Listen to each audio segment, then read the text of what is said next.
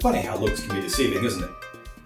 I mentioned last week how in this episode we'd be looking at a game that appeared to be larger in scope than Over My Dead Body for You.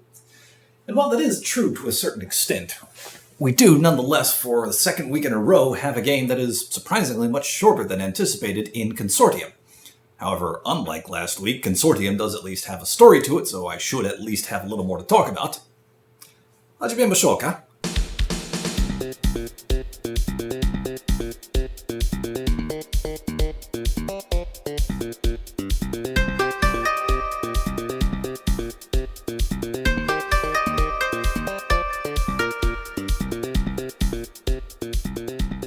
Set in the not-too-distant future year of 2042, Consortium takes place almost entirely on an advanced aircraft called the Zenlil. The crew of the Zenlil all have chess-based code names. The various workers are pawns, your commanding officer is a knight, etc.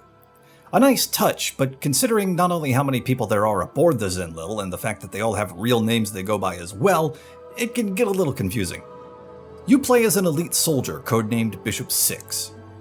Well, perhaps play as isn't exactly the right phrase to use here. You see, the level of detail that's gone into the world building of Consortium is unlike anything I've seen thus far in a game. For lack of a better, less spoilery description, the game is very aware that it is a game, or at least that it is this sort of advanced, augmented reality product that's being sold as a game by a company called IDGI, and it is aware that you are a real person that is playing this game. But as far as what I'm going to continue to call for simplicity's sake the game is concerned, Bishop 6 and everyone else in this world are all real people as well. There's even a user agreement you have to read before starting a new game detailing how you'll be activating a temporal rift to the year 2042, through which you'll actually have speech and motor control over Bishop 6. The screen will glitch occasionally as your supposed connection falters, and you can even straight up tell people you're not Bishop 6 if you want, with results that may surprise you. Where the story falls apart for me is the pacing. Depending on how you play, it's either far too rushed or it slows to a crawl. There doesn't appear to be a happy medium. It starts out calmly enough to give you a chance to acquaint yourself with the controls and the environment, and there's even a virtual trainer you have access to for tutorials. But soon into your journey, things take a turn for the dark as you discover the body of a pawn who's been killed until he died from it. You're quickly tasked with conducting an investigation into the murder, and when I say quickly, I mean it. Once you discover the body, the game seems to kick into overdrive, moving from one plot point to the next with barely a chance to breathe in between, to the point where towards the end of the game, when I was asked who I thought the killer was, I had to basically say I didn't know, because I didn't feel like I had a chance to question their crew all that much before the next crisis happened, and that feeling persisted until, before I knew it, I'd finished the game. Now, I mentioned the story was either rushed or it slowed to a crawl. Here's where the crawl comes in. There's a terminal that you can use to look up various bits of backstory on characters and general lore. And from what I could gather, I could be wrong about this, but it seemed to be the case, some of the info appeared to be necessary, or at the very least just extremely helpful, to your conversations. Problem the first. The entries in this terminal are huge, and some so much so that they're divided into multiple parts. You have a list of topics you can read up on based on what you've talked to people about, and you can manually search for topics as well, but assuming that search is successful, it still leaves you with the same problem of massive entries. It could have done with a bit more ease of use, like highlighting the keyword you searched for within the entries, or some form of cross-referencing. Problem the second. Once you've gotten to the point where the story kicks into high gear, again, because of that constant sense of urgency, there doesn't feel like a point where you can take a break to read up on things. So it's either don't read the terminal and go in completely clueless, or read everything in the opening quarter of the game. Now, I certainly don't mind reading in the game, but not that much, and not all at once. While mostly realistic looking, the character models in Consortium have an ever so slight animated appearance to them. By which I mean they're reminiscent of someone you'd see in a cartoon like Batman the Animated Series, only in 3D. They're nicely rendered and add to the immersion that this game strives so hard to maintain. When their pathfinding physics don't go haywire, that is. Speaking of immersion, I mentioned earlier how the screen will occasionally glitch as your so-called connection to the year 2042 fluctuates, and to be honest, that's the one bit of immersion I could have done without. There are a couple of points where it gets fuzzy due to plot-related influences, and that's fine, but when I'm just trying to have a casual conversation with someone, it really doesn't need to happen. And while we're on the subject of the conversations, the game is fully voiced and subtitled, which is always nice, although I did notice that one or two of the line reads sounded a bit off, and the subtitles go by way too fast. More often than not, they're done before the person speaking is. The Zendil is quite the interesting vehicle from a design standpoint, seeming to bridge the gap between our current technology and more futuristic tech. Outwardly, it's just a jumbo jet, yet inside it's filled with equipment that would look right at home on the Enterprise. Okay, Captain Picard. Do you want us to go to warp speed while we're at it? If I had one criticism about it, it would be... it's very blue.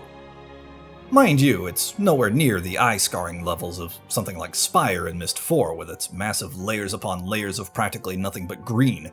There's enough color here to break up the blue, but only just. You could have done with a bit more. I don't know, maybe make the corridors a nice neutral gray or beige color to make the crew stand out, considering, they're also in blue. Not much to say about the soundtrack here, except that it's very well done. It's a sweeping orchestral collection that sounds like a nice blending of Elder Scrolls Oblivion and Knights of the Old Republic.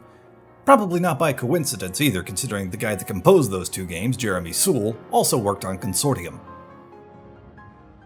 Gameplay is probably Consortium's weakest point. Now don't get me wrong, it's good overall, but there's just little bits and pieces throughout the game that stop it from being better.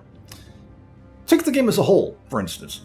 It's kind of hard to nail down a genre for Consortium because I really don't think it knows what it wants to be. It seems like an RPG on the surface of it, and let's face it, if the lore is to be believed, you are taking on a role in the truest sense of the phrase. And there are other RPG elements present, such as combat and inventory management, but their frequency is so minimal as to make their presence seem unnecessary. Now, Consortium is the first game in a planned trilogy, the second game of which, The Tower, is already out, so maybe the combat is more frequent and more fleshed out in that game. I don't know, I haven't played it yet, but here, it just seems pointless. I should probably mention before I go any further that according to the main menu screen, the version of Consortium I'm playing is billed as the 2019 Rebalance. However, despite this game being in my wishlist for some time, I hadn't played or heard anything about the game before looking at it for this review, so if there are any major differences between what I experienced and any previous versions, I'm unaware of them. Now, the controls are standard enough, at least, on both the keyboard and mouse, which is what I used, and the gamepad. WASD to move, mouse to look and shoot, E to interact, etc., plus rebindable keys, it all checks out. Though one oddity with the default key bindings is that when in a conversation with someone, the dialogue choices are mapped to the function keys, of all things. Again, you can change that, so it's not that big a deal, it's just weird. I can't recall offhand any other game I've played where that was the case. As I mentioned, combat situations were very infrequent, to the point where every time I had to use a gun, I was thinking, oh, yeah, that's a thing we can do in this game.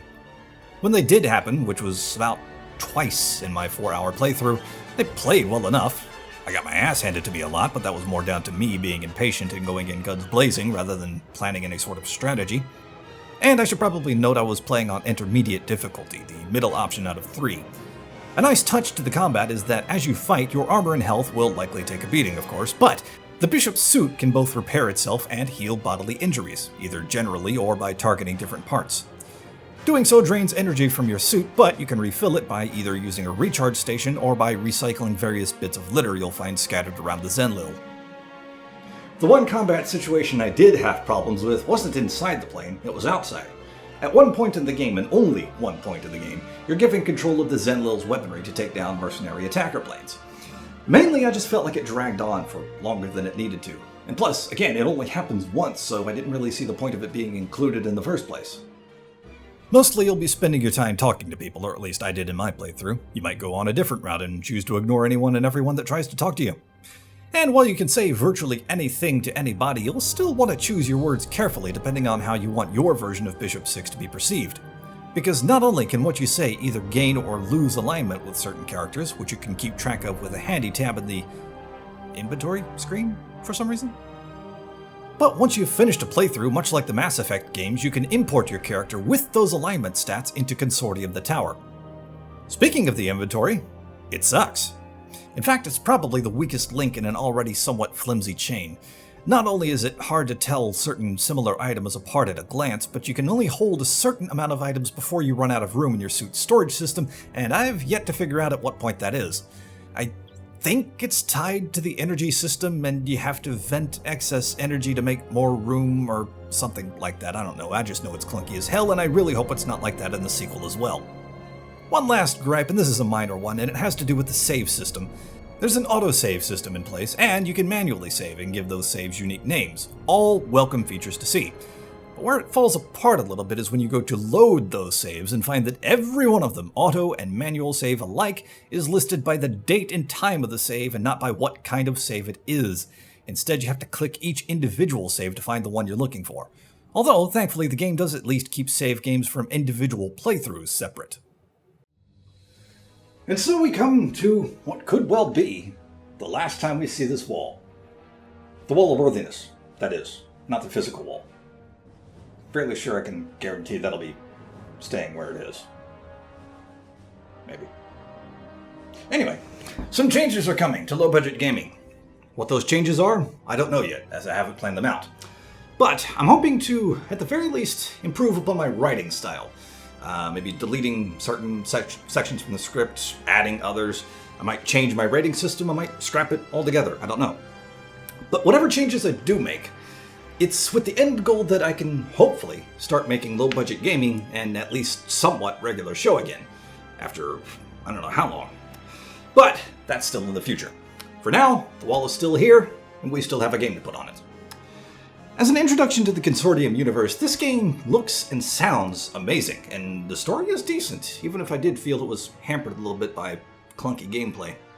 I do like that you can import your finished character into the tower, which I'll admit I am interested in playing, but as its regular price is $25 at the time of this recording, don't expect to see it on this show anytime soon. Strangely, while the sequel has a free demo available, this game doesn't, and I kinda wish it did. It would make it a hell of a lot easier to recommend. As it is, I think Consortium, though, is still worth a look.